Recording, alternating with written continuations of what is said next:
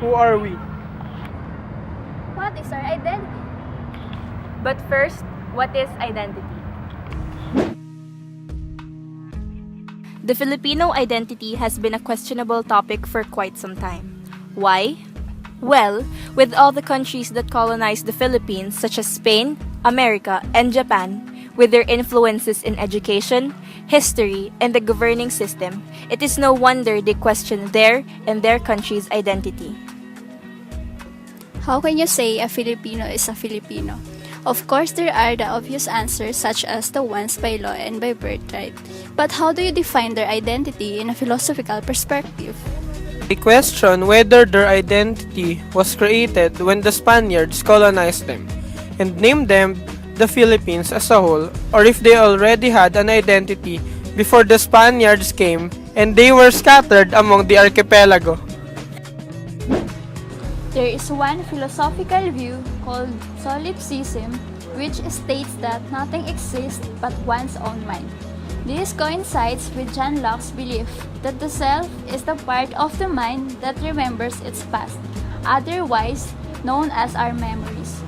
For the Filipino people as a whole, they are dependent on their history for their identity. While for the Filipino as an individual, it's their own personal memories that make up their identity.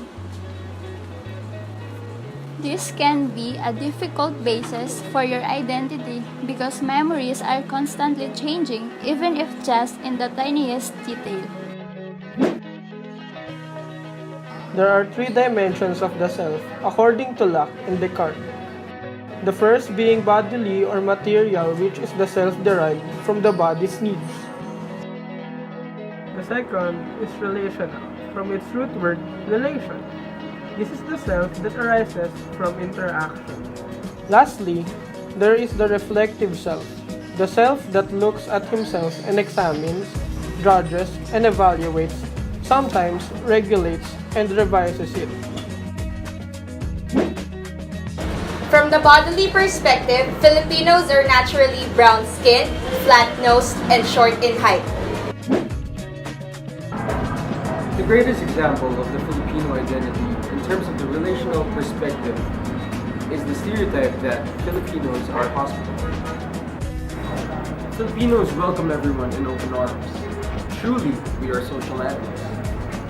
In this dimension, the Filipino self varies on who we are around and who has influenced us.